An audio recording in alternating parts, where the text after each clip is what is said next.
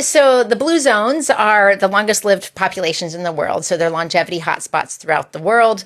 And there's 5 of them that have been well researched by Dan Buettner and National Geographic and their teams. And so with that, they kind of began to understand there's 9 principles of the blue zones and how they eat and how they move and how they're purpose driven and how they connect and so on. And so when you look at those principles, well, each one of the blue zones, Ikaria, Greece, Okinawa, Japan, Loma Linda, California, Nicoya Peninsula, Costa Rica, that these blue zones are not the same. Obviously, they're culturally very different, but they have similar underlying principles, right? Plant proteins are their primary proteins. They tend to move. They tend to be at elevations and walk up hills. You know, they have some kind of connection to religion, while the religions are different, but they recognize, you know, there's a need to connect to something greater. There's a need to de-stress that's plugged into the way their culture is built. And so from there, Blue Zones has taken that premise and the work that they've done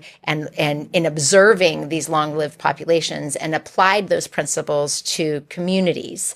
And if they are asked in, then they will assess the community and they will see what are the opportunities based on what this community highlights as their goals that they want to achieve, that we could help support with an evidence-based blueprint and integrate some of the already incredible programs that are going on invariably in many of these places, including Chattanooga, and understanding how we can shift the built environment so that people don't have to swim upstream to live a healthy life, which is currently what happens. You know, you want to live a healthy life in Chattanooga. Well, you got to make sure you know where to buy the vegetables. You know, the natural tendency in the Southeast is to eat a certain way, to perhaps not walk. I mean, depending on if you have crosswalks or sidewalks, if you don't, you're not going to walk. It's dangerous, you know. Yeah. So you have to look at the built environment and reinforce that according to these principles.